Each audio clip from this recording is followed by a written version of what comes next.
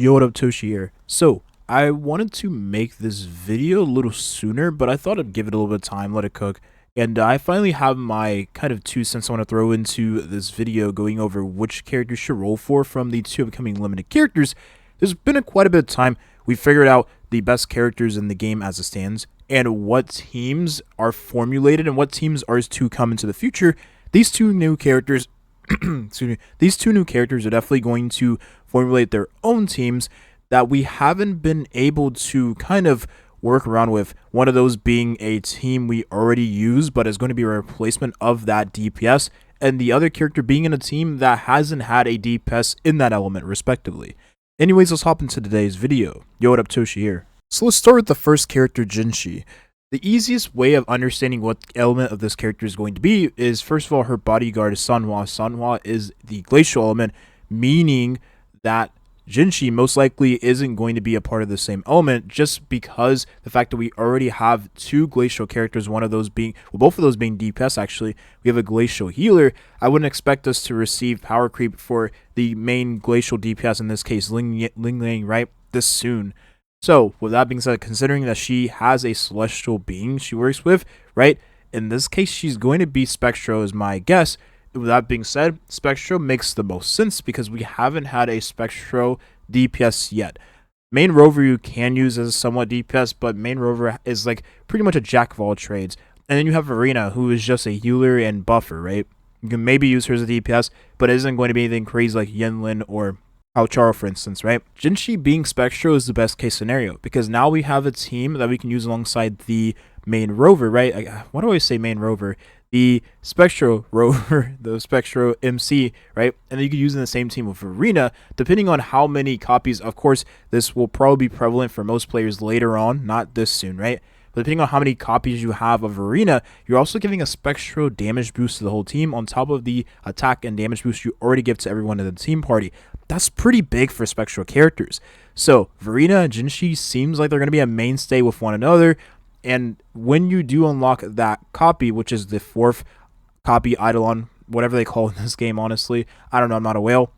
You're going to give that Spectro damage bonus to Jinhsi, which is massive. But currently, even though you don't give that, right, you are still giving a ton of attack, a ton of damage bonus, a ton of healing, right? If you have the Moonlit Cloud set on your Verena, you're also giving a ton of attack. Furthermore, whenever you do swap into Jinhsi, right? And considering that Verena's a character that gets a lot of conserved energies, depending on the weapon typing you have on the character, of course, you are able to swap rather quickly with the two. So I picture this to be an amazing team. Now, of course, I will be picking her up on day one, so I most likely will have a video going over the character. I honestly chose not to make a video on Yinlin just because I didn't really see a need to. There was already a ton of videos out there, and I feel like I haven't had my team to where I wanted it to be at the time of that character going live, Yinlin, right? So I wasn't able to have her built on day one because I wasn't willing to use my cubes you use for the stamina, right? I was saving them later on, right? Most likely when either Jinhsi or Changli comes out. So I didn't have this character built in time, and I didn't pre-farm for her either. So I had a lot of farming to do, but I have her built. I would say she's an amazing character. So that brings me to the next point, right? Is Yinlin worth skipping for these upcoming characters? To be quite honest, if you don't like Electro team, she is easy to skip. The reason why is because she is pretty much the Electro buffer, Electro sub DPS for Electro teams, not just Charo. She'll be really good for any character in the future that is Electro, that is a main DPS, because Yinlin has sub DPS off-field capabilities. She's a part of that category, right? Capabilities. And she has a nice damage boost for Electro characters, which means any character in the future that is of the same element, right? Any other element is not going to benefit from that damage bonus, and you are losing out a ton of damage. You might as well just use Verena in that case. But even if you pair Verena in the same team with Yinlin and another Electro character, you are getting a ton of extra damage bonus and attack percentage. Like, for my Yinlin personally, because mine is a free-to-play one, it's like a 3-star weapon, I use her on the Moonlit Cloud set to give a ton of attack to Charo whenever I swap into him, and he deals a ton of damage. So I like the team overall. Yinlin does add a little bit of damage on top of that, but it isn't on the tier of Charo because, again, mine is free to play with the 3-star weapon. Now we have Changli. Changli is a very interesting one here because it's very obvious, very clear what type of element she's going to be based on the picture here. We first of all see that the color scheme of this character is red, right? And then we also see in the background, we see a phoenix detail on the end of her cape or cloak or whatever you want to call it. First of all, I do absolutely like her design. It looks amazing, right? It looks amazing. Definitely, probably the best design right next to Tauki for me in this game. She looks really good. The second thing is, right, obviously, since there is a phoenix, right, phoenix feather in the background right behind her cape or cloak, this signals that she's going to be fire element because phoenixes are known for fire, and just the color scheme overall is screaming fire.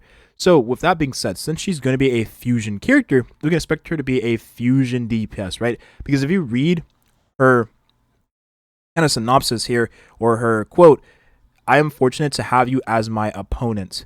So she most likely is going to be a DPS, not a supportive source, because I mean, I would imagine the support saying that, especially if they are the one giving, any type of buffs or external, damage bonuses to the character that goes on field. I can't imagine Changli saying something like that and being a support. So with her being a DPS, which is honestly really dope, that means that if you are a fan of Encore, Changli is most likely going to be the best character to use in place of Encore. But that's fine, right? We expected this to happen. The fact that it's happening at the rate it's happening is pretty nice. I mean, again, this is rather soon for a character to get pretty much power crept, but it is what it is, right? Considering she is a character that we all received for free, or you could have received for free, it really isn't that big a deal. And to be quite honest, if you already have a lot of investments to your Encore and you really do enjoy the character, then Changli could probably be a skip for you, because at the end of the day, you already have a fire main DPS that you use alongside your Mortefi or another character in the future that is a sub DPS for fusion teams. So you don't need Changli per se. And you can just roll for either Jinhsi, or you can roll for Yinlin if you haven't already. So you can build your other elemental teams when you need those types of teams for any contents that the game throws at us, right? Because we are most likely going to receive more in-game contents. The ones we have on launch isn't going to be the only end game we do have, although you do benefit from having more elements in different teams, stuff like that. We will have contents that will definitely give us more room to build, team build, right? And mess around with different elements compared to the ones we probably already just use all the time. Like for instance, me, I use the Electro team pretty much 24/7 just because of how strong it is and how fun to play Calcharo is. And I also do use the Havoc team right now with the Havoc main rover, right? Main rover, I keep saying that, man. And I also use Donji in the same team just because of how fun that is. And these are like the two best teams in the game, right? But it's just really fun. So I imagine that in the future, you definitely will be incentivized to have more elemental coverage than right now. Right now, elemental coverage isn't as prevalent, I want to say. Right now, you can pretty much brute force, assuming that you have a lot of investment into your characters, but that most likely will change in the future. Unless we receive a character that is able to resist and shred like enemies, right? Then that would be insane, and then the things would change, right? If we have a cause whatever, then you probably wouldn't even need to worry about the element that the enemy is, strong against, right? So, out of all the characters I revealed, what is the best character to go for? Now, for being completely honest here, the obvious choice is going to be Jinhsi, just because we don't already have any Spectro, DPS, right? We already have Encore. She covers the fusion DPS category. They don't really need another fusion character. But if you do enjoy the playstyle, or rather, well, we haven't really got a review of the character yet, but if you do enjoy the aesthetic and the design of the character overall, Changli in this case, then she is definitely a safe bet to go for. I, of course, roll for every character, so I'm going to have both. We'll go over both when they both debut, and that's pretty much it. So Jinhsi definitely has the best pill value here. Yinlin definitely second. He does have a nice buff for Electro teams, which means Calcharo and any future Electro character is going to benefit from her existing in the team party. And then Changli, of course, is being nice for those fusion teams.